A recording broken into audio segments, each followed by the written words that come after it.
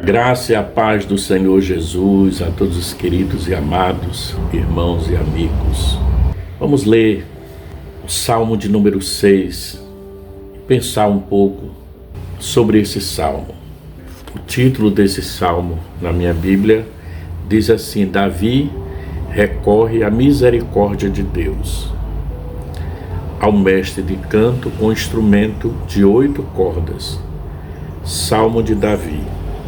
Senhor, não me repreendas na tua ira, nem me castigues no teu furor. Tem compaixão de mim, Senhor, porque eu me sinto debilitado. Sara-me, Senhor, porque os meus ossos estão abalados. Também a minha alma está profundamente perturbada. Mas tu, Senhor, até quando? Volta-te, Senhor, e livra a minha alma. Salva-me por tua graça, pois na morte não há recordação de ti. No sepulcro, quem te dará louvor? Estou cansado de tanto gemer. Todas as noites faço nadar o meu leito, de minhas lágrimas o alago. Meus olhos de mágoa se acham amortecidos, envelhecem por causa de todos os meus adversários. Apartai-vos de mim, todos os que praticais a iniquidade. Porque o Senhor ouviu a voz do meu lamento. O Senhor ouviu a minha súplica. O Senhor acolhe a minha oração. Envergonhem-se e sejam sobremodo perturbados todos os meus inimigos. Retirem-se de súbito, cobertos de vexame. O Salmo de número 6 é um salmo que registra o lamento individual do rei Davi. Ele mostra como o salmista Davi recorreu à misericórdia de Deus em um tempo de grande angústia e aflição. Durante aqueles momentos de dor, Davi expressou sua total confiança em Deus. O título do salmo vai dizer que Davi recorre à misericórdia de Deus. Mas não é possível saber exatamente a ocasião na vida de Davi quando este salmo foi escrito. Existem alguns estudiosos que acreditam que este salmo, assim como outros anteriores, também foi escrito no período da perseguição de Absalão. Mas outros estudiosos já sugerem que talvez ele tenha sido escrito em um período em que ele sofreu de uma grande enfermidade. Mas de qualquer forma, desde cedo na história do cristianismo, esse salmo tem sido classificado como um dos 7 salmos penitenciais. São salmos que falam de tristeza pelo pecado, pela desobediência cometida diante de Deus, que são os Salmos 6, 32, o 38, o 51, o 102, o 130 e o 143. E aí esse salmo, a gente pode dividir ele em 2 partes principais.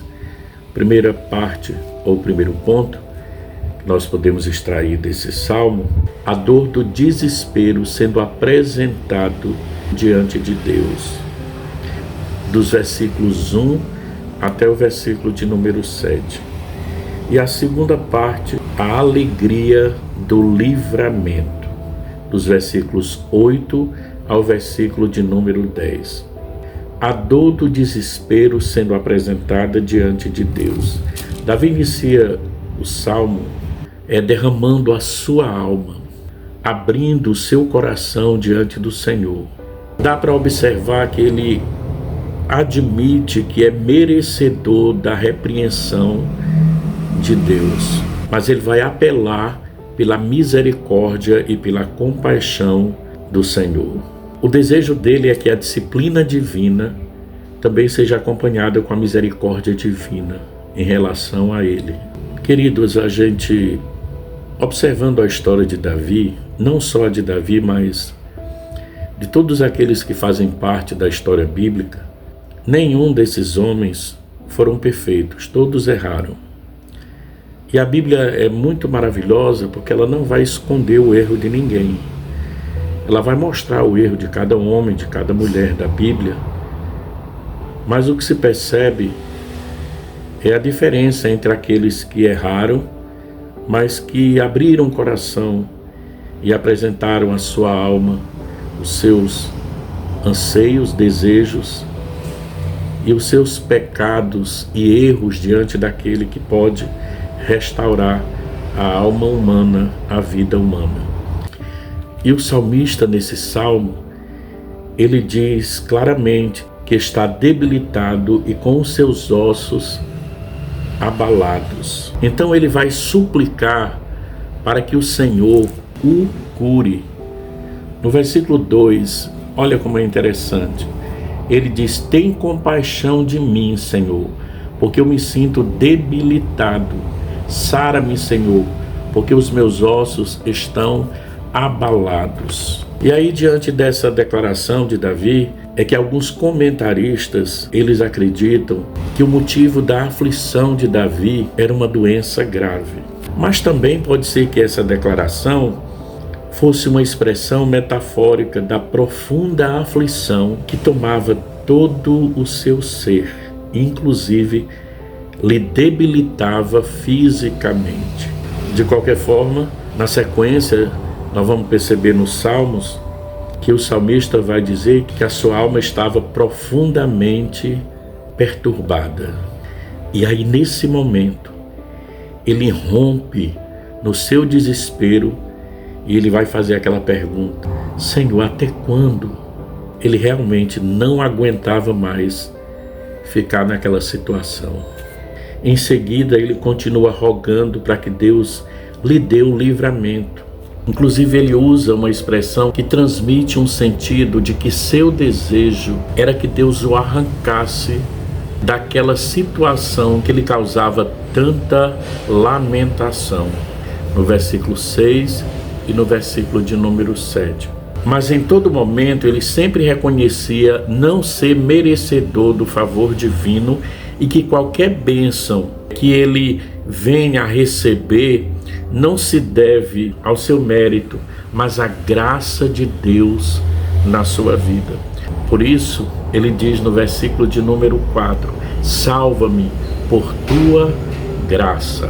O versículo de número 5 é por muitas vezes interpretado de forma equivocada por algumas pessoas. Isso porque nele o salmista diz, pois na morte não há recordação de ti, no sepulcro quem te louvará? Mas o salmista não estava se referindo a uma ideia de aniquilação ou de uma inconsciência da alma após a morte.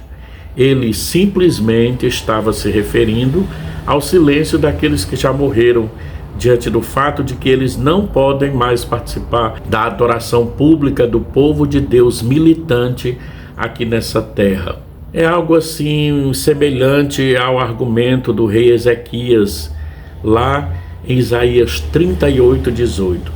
Vamos ver aqui o que diz Isaías 38:18. A sepultura não te pode louvar, nem a morte glorificar-te. Não esperam em tua fidelidade os que descem a cova. Mais ou menos nesse pensamento. Então vamos para o segundo ponto interessante no Salmo. A alegria do livramento. Os versículos 8 até o versículo de número 10.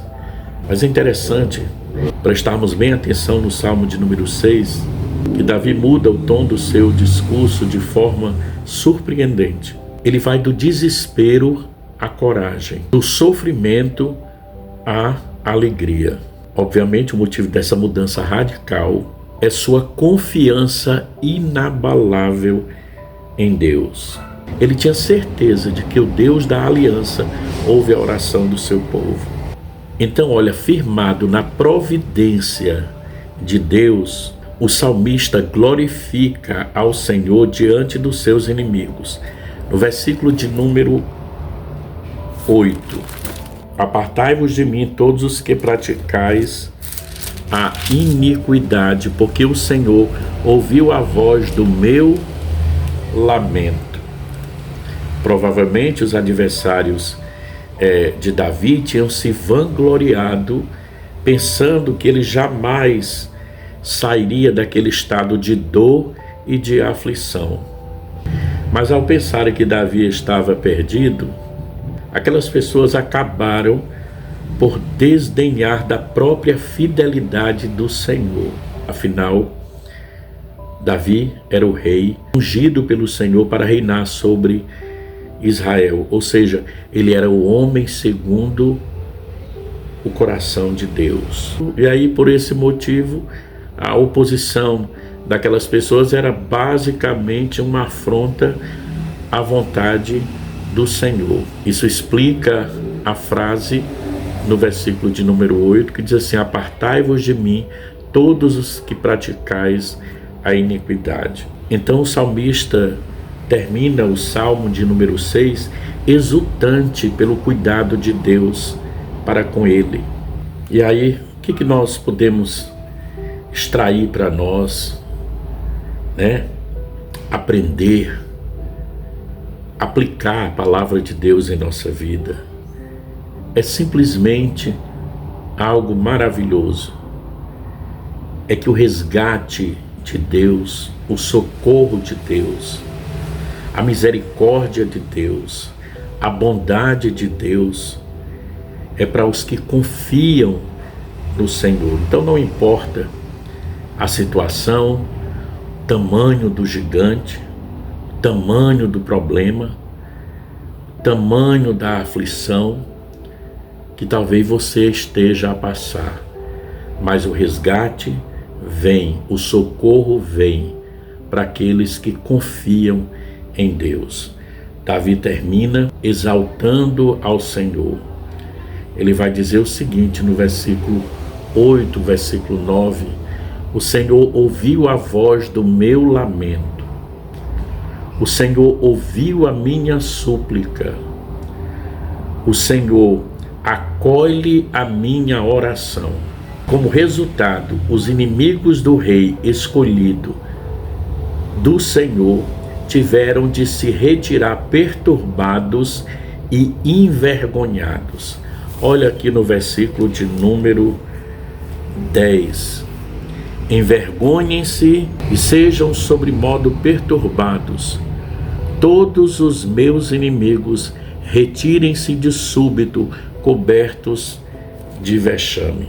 Que essas verdades maravilhosas que estão escritas nesse livro sagrado seja a cada dia o alimento para a nossa alma, para o nosso espírito, e que possamos crer e confiar em Deus, porque o resgate vem, a misericórdia é para todos aqueles que esperam no Senhor.